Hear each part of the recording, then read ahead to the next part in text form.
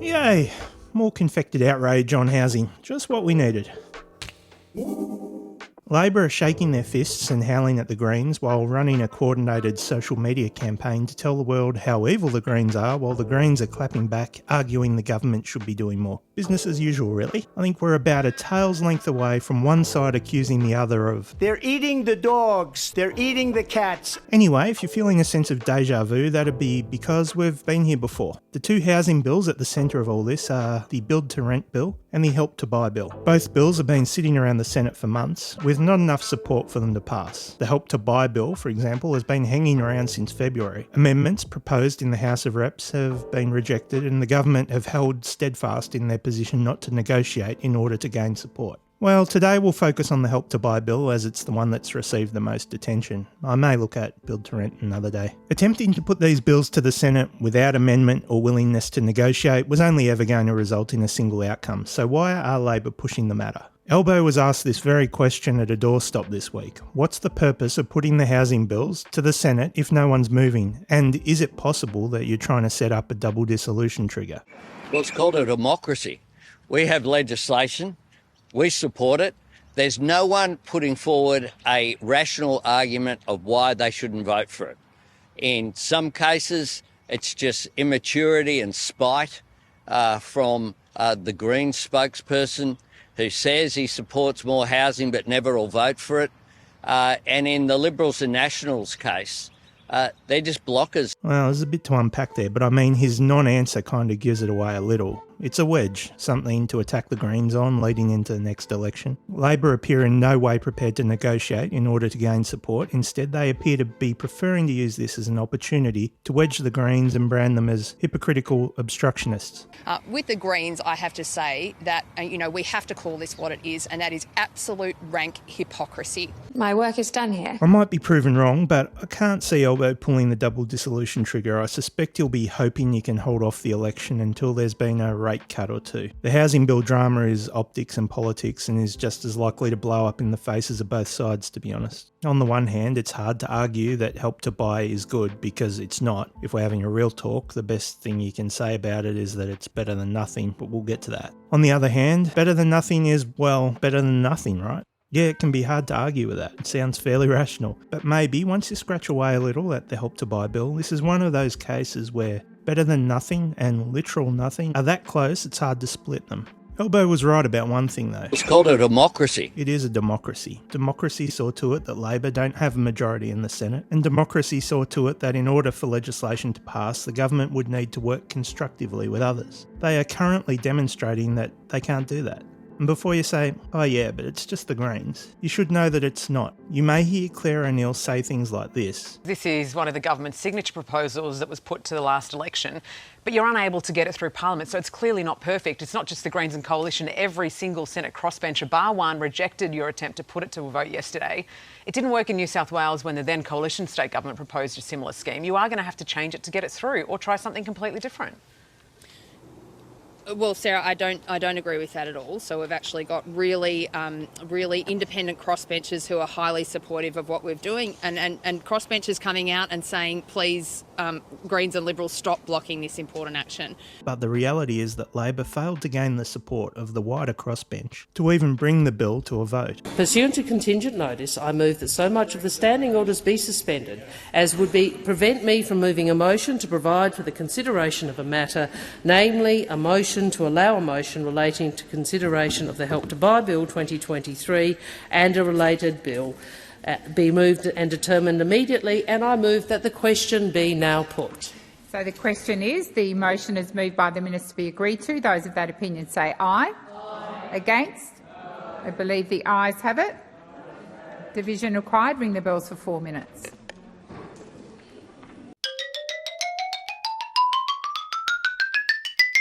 Order. There being 19 ayes and 41 noes, the matter is resolved in the negative. They managed to convince just one non-Labor senator to vote with them.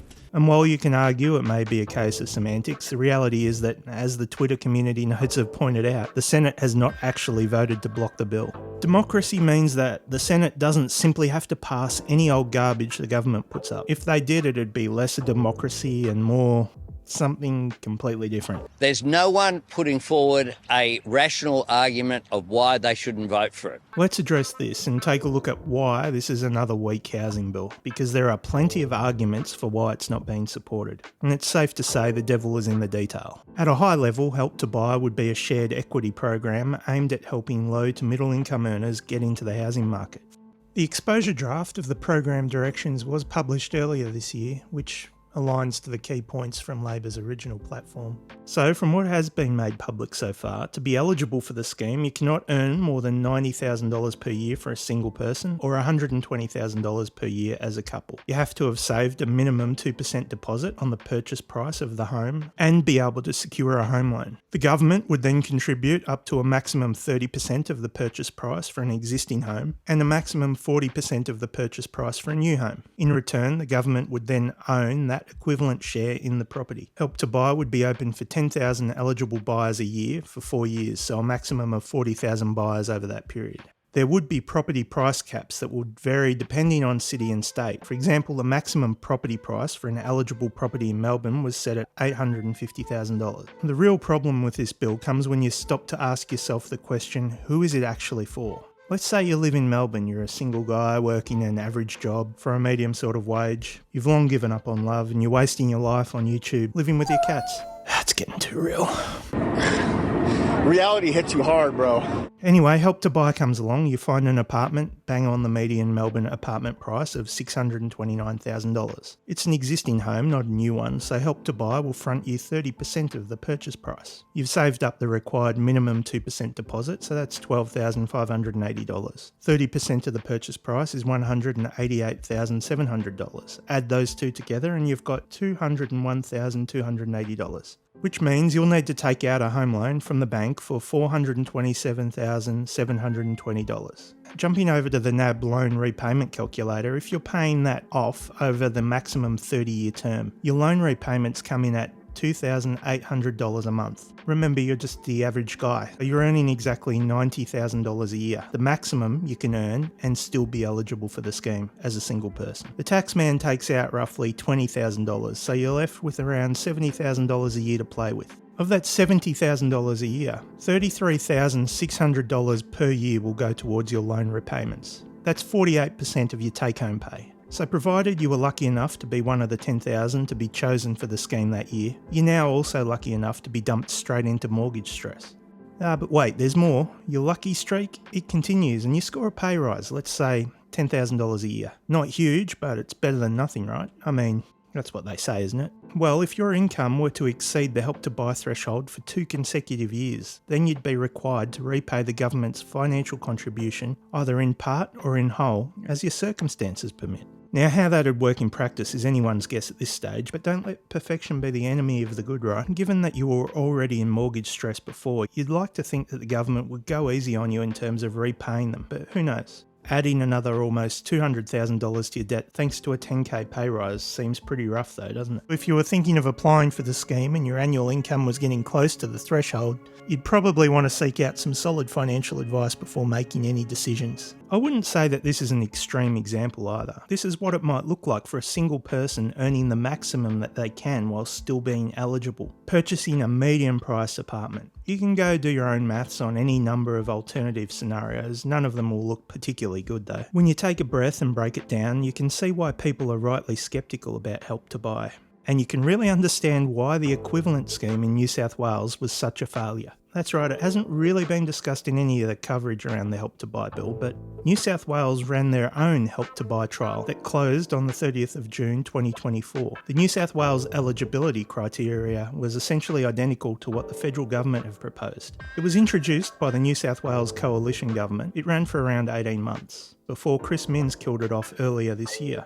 The New South Wales scheme had 6,000 available places. By the time it wrapped up, only 12% of those places had actually been taken up. Why would federal Labor be so aggressively pushing through a bill to enact a policy with the same eligibility criteria as a trial that was set up by the New South Wales coalition and has since been canned as a failure? I mean, why? There are other reasons why people are hesitant to support it though. Opponents of the bill will argue that it could drive up house prices, and while that's technically true, most of what I've read suggests that the impact on prices would be minimal. The Productivity Commission concluded that unless it is well targeted at those experiencing persistent marginalisation in the housing market, assistance to prospective home buyers presents too great a risk of increasing housing demand and consequently housing prices. Resources should instead be directed towards supporting people who are homeless or at risk of homelessness. Expert consensus is that it's likely to increase house prices and inflation, but the impact will be minimal to the point it'll go almost unnoticed. With regard to the Help to Buy scheme, at 10,000 properties per year, this is so small it's unlikely to have a significant impact on overall house prices. And the reason for that points to another issue with the bill itself. In relative terms, this bill would help so few people that it would likely not have a major impact on property prices. The best thing you could say about this scheme is that it will be ineffective. That is, it won't increase house prices by very much. And, you know, if the government wants to pursue housing affordability policies that work, then you'd probably have more discussion around those policies that actually work. I suppose the frustration from somebody who's been watching... I get you on the record, and I'm fine with the, you know, as I said, there should be a broad debate about housing policy in the community. I just really want to get you on the record. You don't support the bill, is that right? I'm indifferent to this bill. I don't think it'll make very much difference at all. All right. If you want a yes or no. Ouch. This is supported by the Grattan Institute's submission to the bill. The fact that the scheme is so small is what moderates impacts on housing prices. Expanding the scheme would have a larger impact on demand, house prices, and therefore prove counterproductive. There's a nice little Easter egg here in the footnotes too, where they quantify the impact Help to Buy would have on housing prices. They're suggesting that a proportion of those who would take up the scheme would likely have purchased a house anyway. Interesting. On top of that, given its relatively small size, this bill will also have next to no impact on increasing housing supply, which the government tell us is the real issue. Sure, the government will contribute 40% to new builds compared to the 30% for existing homes, but how many new homes will people be building whilst fitting within the eligibility criteria? Remembering these are the price caps. It would be interesting to see from the New South Wales trial, of the 12% of places people actually took up in the scheme, what the breakdown was between new and existing properties. For such a relatively small program, the short to medium term cost is quite high. When it comes to bang for buck, you could argue that rather than spending the money on a program that has already failed in New South Wales, the money could be spent better elsewhere. There are other questions too, like if you sell the place, the government recoups its equity share, not the dollar amount that they loaned you. That's fair enough, I guess. But what if you add value to the property, make improvements that increase its value? What happens then? Good question, that you won't find an answer to in the bill or explanatory memorandum. Now, if you were going to push this bill, the least you could do is take the advice of the many submissions made on the bill and set it up as a revolving fund. At the moment, this thing is set up for 4 years, that's it. The way it's geared now, money received by Housing Australia at the conclusion of the shared equity arrangements must be paid back to the Commonwealth Government. Instead of doing that, they could just recycle the funding back for new applicants. That's if it was actually successful. The gaslighting around this has been next level. Labor have really gone on the offensive, but whether it's resonating with the wider voting public or just their echo chamber will remain to be seen. Clare O'Neil or a social media team are really putting in the overtime. Transition segue. To be honest, for me, the jury is out on rent freezes and caps. I've covered it a little bit in the past, but from what I've found so far, you can find research to support your case whichever side of the fence you sit on. And what I can say is that a lot of the noise against caps seem to come from those with vested interests, i.e. property investors. And oftentimes, what's pointed to overseas is not necessarily consistent with what might be possible here. What I will say though is that the government and their cheer squads continually roll out stuff that consistently misrepresents the position the Greens have put out. Look out, Green, chill over here. Here's Clare O'Neil. Rent caps is not something the Commonwealth has power over, as it's a state responsibility and the Greens know that. Yeah, Claire, I'm guessing they do know that, which is why their position is for the government to coordinate caps and freezes through National Cabinet, which is something you can do, and ironically, something you would need to do in order to enact the Help to Buy bill. That's right, the government would need to coordinate states and territories to make legislative changes in order for Help to Buy to be available in those states and territories. Always funny to see what National Cabinet choose to get involved in and what they don't. And while we're on the subject of Clare O'Neil misrepresenting stuff, in the same vein she shared this, which has been reused and recycled widely. It's true, the Greens took a shared ownership scheme to the last election, but if you jump on Google, the part that Clare leaves out is that the Greens' position was a lot different to what Labor are proposing. It's just a shame Clare or a social media team forgot to include the link to the full policy, which formed one part of the larger platform based around building actual public housing. I can definitely understand why Clare didn't want to share the whole thing though.